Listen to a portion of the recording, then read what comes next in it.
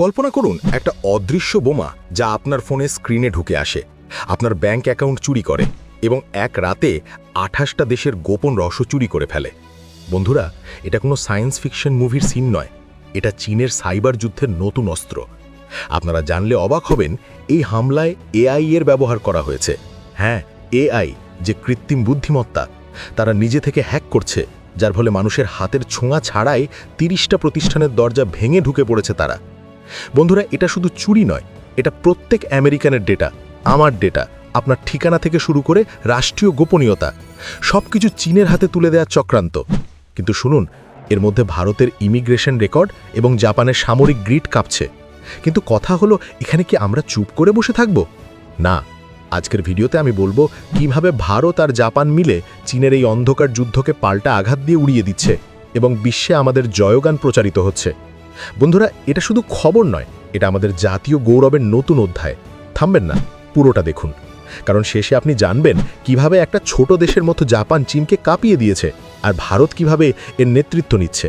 বন্ধুরা, আপনাদের কাছে একটি ছোট্ট অনুরোধ, আর তা হলো ভিডিওটিকে এখনই একটি লাইক দিন এবং সাবস্ক্রাইব করুন, যাতে এমন খবর আপনাদের কাছে সবার আগে পৌঁছায়। বন্ধুরা, আপনারা আমাদেরকে আর্থিকভাবে সহায়তা করতে চাইলে আমাদের চ্যানেলে জয়েন বাটনে ক্লিকে আমাদেরকে সহায়তা করতে পারেন, অথবা এই কিউআর কোড স্ক্যান করে সহায়তা করতে পারেন। চলুন ফিরে যাওয়া যাক মূল বিষয়ে। এখন শুনুন, এই সাইবার ঝড় শুরু হয়েছে সেপ্টেম্বর 2025-এ, যখন চীনের সরকারি হ্যাকাররা তখন অ্যানথ্রোপিকের ক্লড এআই, মানে আমরা যেমন চ্যাটজিপিটি বা অন্য এআই ব্যবহার করি, ঠিক তেমনই এক ধরনের এআই, সেটাকে ব্যবহার করে নিজে নিজে স্বয়ংক্রিয়ভাবে বড় আক্রমণ চালিয়ে দেয়। কিন্তু এটা কেন একটি বড় ব্যাপার? এটা একটি উদ্বেগের বিষয় এই জন্য, কারণ পৃথিবীতে প্রথমবারের মতো হ্যাকাররা এমন এক এআইকে ব্যবহার করেছে যা নিজে নিজে সিদ্ধান্ত নিয়ে বিশাল সাইবার হামলা চালাতে পারে। দেখুন, কোড বা কম্পিউটারের কোডিং করা একটি কমপ্লেক্স বিষয়। কোডিং করার জন্য বিভিন্ন বিষয়ে বিভিন্ন সূত্র মনে রাখতে হয়। কোডিং অনেকটি ম্যাথামেটিক্স বা অঙ্কের মতন, আর ম্যাথামেটিক্সের মতন জটিল জিনিসকে যখন এআই দিয়ে করানো হচ্ছে আর তার রেজাল্ট যখন একদম ঠিক নিখুঁত হচ্ছে, তখন তা শুধু ভারতের জন্যই নয়, পৃথিবীর সব দেশের জন্যই উদ্বেগের বিষয়। কারণ এতে সাইবার আক্রমণ আরও দ্রুত, শক্তিশালী ও নিয়ন্ত্রণের বাইরে হয়ে যাবে। একটা উদাহরণ দিই, কিছুদিন আগে ভারতের একটি ন্যাশনাল এয়ারপোর্টে জিপিএস স্পুফিং বা জিপিএস হ্যাক হয়েছিল, যার ফলে 10 ঘন্টার জন্য ফ্লাইট লেট হয়েছিল এবং অনেকগুলো ফ্লাইটকে বাদ দিতে বাধ্য হতে হয়েছিল। প্রথমে এটিকে সিস্টেমের এরার ভাবলেও পরে জানা যায় কেউ বা কোনো একদল ইচ্ছাকৃতভাবে এটি করেছিল, যার ফলে প্লেন ল্যান্ডিংয়ের সময় যে পথ দেখা যায় সেখানে সেই পথ না দেখিয়ে এখানে জমির ক্ষেত দেখানো হচ্ছিল। অর্থাৎ যে জায়গাতে পথ দেখানোর কথা সেখানে ক্ষেত দেখানো হচ্ছে, আর যে জায়গাতে ক্ষেত দেখানোর কথা সেখানে পথ দেখানো হচ্ছিল। কিন্তু পাইলটের অভিজ্ঞতা এবং দীর্ঘদিনের এক্সপিরিয়েন্সে একটা বড় কিছু দুর্ঘটনা হওয়া থেকে আমরা বেঁচে যাই। এরপর এটি 24 ঘন্টার মধ্যে আবার ঠিক হয়ে যায়। এবার ভাবুন, যদি এই ঘটনা কোনো এআই দিয়ে করানো হয়, তাহলে এটি দিনের পর দিন বা বছরের পর বছর চলতে থাকবে, যতক্ষণ না পর্যন্ত এটিকে আটকানো সম্ভব হয়। কেননা এখানে তো কোনো মানুষ নেই যে তার ব্রেক নেওয়া প্রয়োজন পড়বে, এআই নিজে থেকেই সব কাজ করতে থাকবে, যার ফলে যে কোনো দেশের পরিবহন ব্যবস্থা ভেঙে পড়বে। হাজারো মানুষ বিভিন্ন কাজে, চিকিৎসার জন্য, ভ্যাকেশনের জন্য বিদেশে যেতে পারবে না বা নিজ দেশে আসতে পারবে না। এমনও হতে পারে যে হয়তো ভুল লোকেশনের ফলে প্লেন ভুল জায়গায় ল্যান্ডিং করে যেতে পারে, অথবা দুটি প্লেন একে অপরের সঙ্গে সংঘর্ষ হতে পারে। একবার ভাবুন, যদি এমনটা হয়, তাহলে কতগুলো মানুষের প্রাণ একসাথে চলে যাবে, কতগুলো দীর্ঘ মানুষ একসাথে প্রাণ হারাবে। এছাড়া দেশ জুড়ে যে একটা আতঙ্ক ছড়িয়ে পড়বে তার কথা তো আলাদা। এটাই মূল আতঙ্ক। প্রযুক্তির ক্ষমতা যত বাড়ছে, ভুল হাতে পড়লে তার ধ্বংসাত্মক শক্তিও তত গুণ বেড়ে যাচ্ছে। আর এটা তো শুধু আপনাদের একটা প্লেনের উদাহরণ দিয়ে বিষয়টিকে বোঝালাম। কিন্তু শুধু প্লেন নয়, এদিকে বিভিন্ন কাজে ব্যবহার করে। মোবাইল ফোন থেকে শুরু করে সামরিক অস্ত্র পর্যন্ত সব কোডিংয়ের মাধ্যমে চলে। আর এআই এটা যেন একটা আত্মঘাতী ড্রোন যা নিজে থেকে লক্ষ্য খুঁজে বোমা ফেলে, অর্থাৎ নিজে থেকেই খুঁজবে কোথায় কোনো ফাঁক পাওয়া যায়, আর সেখান থেকেই এক বিশাল বড় আক্রমণ চালাবে। বন্ধুরা, রিসেন্টলি চায়নার এই হামলা 30টা প্রতিষ্ঠান, টেক কোম্পানি থেকে ফাইন্যান্সিয়াল ব্যাংক, কেমিক্যাল ফ্যাক্টরি, এমনকি সরকারি অফিস সব কিছুতে ঢুকে পড়েছে। কিন্তু এর মধ্যে 28টা দেশের সীমান্ত, আমেরিকা, জাপান, দক্ষিণ কোরিয়া, তাইওয়ান, এমনকি ইউরোপের জার্মানি, ইতালি সবাই কাঁপছে। আপনারা ভাবছেন এটা কেন এত শকিং? কারণ এটা শুধু চুরি নয়, এটা যুদ্ধের প্রথম ধাক্কা। চীনের সল্ট টাইফুন বলে একটা হ্যাকার গ্রুপ, যারা 80টা দেশের টেলিকম নেটওয়ার্ক হ্যাক করেছে। সেখানে প্রত্যেক আমেরিকানের ডেটা, ফোন নম্বর, ঠিকানা, এমনকি প্রেসিডেন্ট ট্রাম্পের ফোন নাম্বার সব কিছু চুরি হয়েছে। এটা 2019 থেকে চলছে, আর 2025-এ এআই যোগ করে তারা মানুষের হাতের কাজ 90% কমিয়ে দিয়েছে। এই গ্লোবাল অ্যাটাক চীনকে সাইবার সুপার পাওয়ার বানিয়েছে, যা আমেরিকা ইউরোপকেও চ্যালেঞ্জ করছে। কিন্তু ভাইয়েরা, এর মধ্যে ভারতের অংশ সবচেয়ে বিপজ্জনক। আমাদের ইমিগ্রেশন ডেটা, কে কোথায় আসছে, কোনো সন্দেহজনক লোকের রেকর্ড সব চুরি হয়েছে। মনে আছে কোভিডের সময় ওয়েস্ট বেঙ্গলের হাসপাতাল ডেটা লিক?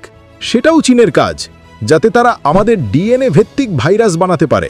এখন 2025-এ এটা আরও বড়। সিচুয়ান জুকসিনহে নামের চীনা কোম্পানি, যাকে আমেরিকা স্যাংশন করেছে, তারা পিপলস লিবারেশন আর্মি আর মিনিস্ট্রি অফ স্টেট সিকিউরিটি এর সাথে মিলে ভারতের গ্রিড, স্টক এক্সচেঞ্জ, এমনকি মুম্বাই মেট্রোকে নিশানা করেছে।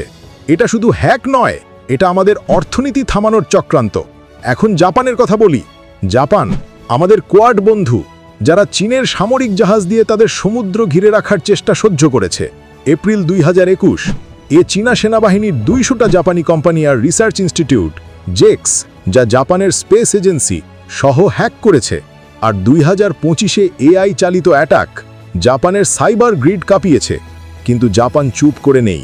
তারা মে 2025-এ অ্যাক্টিভ সাইবার ডিফেন্স ল পাশ করেছে। এটা কি? সহজ করে বলি, আগে তারা শুধু ডিফেন্ড করত, এখন প্রিএমটিভ স্ট্রাইক, অর্থাৎ হামলার আগেই চীনের সার্ভারে ঢুকে ম্যালওয়্যার নিউট্রালাইজ করবে।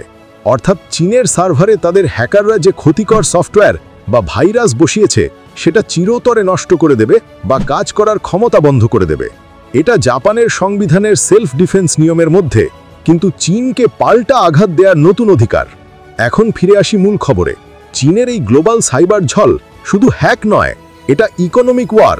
অগাস্ট 2025-এ আমেরিকা, জাপান, জার্মানি, ইতালি মোট 10টা দেশের কোয়ালিশন একটা জয়েন্ট অ্যাডভাইজারি দিয়েছে, যাতে বলা হয়েছে চীনের 3টা কোম্পানি, সিচুয়ান জুকসিনহে, বেইজিং হুয়ানইউ তিয়ানকিয়ং আর সিচুয়ান জিহিন রুইজি, তারা পিপলস লিবারেশন আর্মি এর জন্য হ্যাকিং সার্ভিস দিচ্ছে।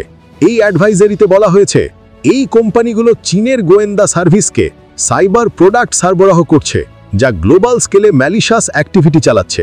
এটা এফবিআই এর চিফ সাইবার অফিসার ব্রেট লিথারম্যানের কথায় এটা আমেরিকার ইতিহাসের সবচেয়ে বড় টেলিকম হ্যাক। কিন্তু এর মধ্যে ভারত জাপানের জয়েন্ট রেসপন্স, এটাই আজকের শকিং ক্লাইম্যাক্স। আপনারা জানেন কি, সেপ্টেম্বর 2025-এ জাপান অস্ট্রেলিয়া 2+2 মিটিংয়ে সাইবার কোলাবোরেশন গভীর করার ঘোষণা করেছে। আর এর মধ্যে ভারতের ভূমিকা ক্রিটিক্যাল। কোয়াড ফ্রেমওয়ার্কে আমেরিকা, জাপান, অস্ট্রেলিয়া, ভারত আমরা ইন্টেলিজেন্স শেয়ারিং আর জয়েন্ট সাইবার অপারেশন শুরু করেছি, যাতে চীনের এসপিওনেজ, গুপ্তচর বৃত্তি ট্র্যাক করা যায়। জাপানের অ্যাক্টিভ সাইবার ডিফেন্স ল এখন কোয়াড লেভেলে এক্সপ্যান্ড হচ্ছে, যেখানে ভারতের সাইবার কমান্ড, যা 2024-এ ফর্ম করা হয়েছে, প্রিএমটিভ মনিটরিং করবে। সহজ করে বলি, যেন আমরা একটা ডিজিটাল দেওয়াল তুলছি, যা চীনের ড্রোনের মতো হ্যাকারদের আগেই ধরে ফেলবে। এখন মূল নিউজ রিভিল করি। ভারত জাপানের পাল্টা যুদ্ধ শুরু। নভেম্বর 2025-এর লেটেস্ট আপডেট অনুসারে জাপানের হিরোশিমা অ্যাকর্ড, যা ইউকের সাথে এখন কোয়াডে এক্সপ্যান্ড হয়েছে, যাতে ভারতের ন্যাশনাল সাইবার কোঅর্ডিনেশন সেন্টার জাপানের সাথে real time threat Intel share করছে। এটা কি অর্থ? চীনের এপিটি 40 গ্রুপ, যারা জাপানের 200 কোম্পানি হ্যাক করেছে, এখন আমাদের জয়েন্ট হান্টিং দিয়ে ধরা পড়ছে। উদাহরণ, জুলাই 2025-এ সিঙ্গাপুরের মিনিস্টার কে শানমুগাম বলেছেন, আমাদের ক্রিটিক্যাল ইনফ্রাস্ট্রাকচার ইউএনসি 3886 দিয়ে অ্যাটাক হয়েছে, যা চীন লিঙ্কড। এর জবাবে Bharat Japan joint capacity building শুরু করেছে, অর্থাৎ আমাদের সাইবার ওয়ারিয়ররা জাপানের টেক নিয়ে অ্যাডভান্স ট্রেনিং নিচ্ছে। এটা শুধু ডিফেন্স নয়, অফেন্সিভ। জাপানের নতুন লয়ের তৃতীয় pillar, remote access and neutralisation, ভারতের সাথে মিলে চীনের ম্যালিশিয়াস সার্ভার অ্যাক্টিভ করে ধ্বংস করবে। এটা 18 মাসের মধ্যে অপারেশনাল হবে। ভারতের দিক থেকে আমাদের আর্মড ফোর্সের সাইবার ইউনিট, যা পাকিস্তানের থেকে শক্তিশালী, চীনের থেকে কম, এখন কোয়াডে ইন্টিগ্রেট হয়েছে। ভাইয়েরা, এই সাইবার যুদ্ধ আমাদের শেখাচ্ছে শক্তি শুধু তীর ধনুক নয়, কোড আর এআই এর মধ্যে লুকিয়ে আছে। ভারতের যুবকরা, আপনারাই এই লড়াইয়ের নায়ক। একটা ল্যাপটপ হাতে নিন, সাইবার কোর্স করুন, কারণ চীনের অন্ধকারের বিরুদ্ধে আমাদের আলো জ্বালাতে হবে। জাপানের সাথেই জয়েন্ট স্ট্রাইক আমাদের ইন্দো প্যাসিফিক ড্রিম পূরণ করবে, যেখানে কোনো চীনা ড্রাগন আমাদের আকাশ ঢেকতে পারবে না। মনে রাখবেন, গালওয়ানে আমরা সীমান্তে লড়েছি, এখন ডিজিটাল সীমান্তে, আর জয় হবে আমাদের।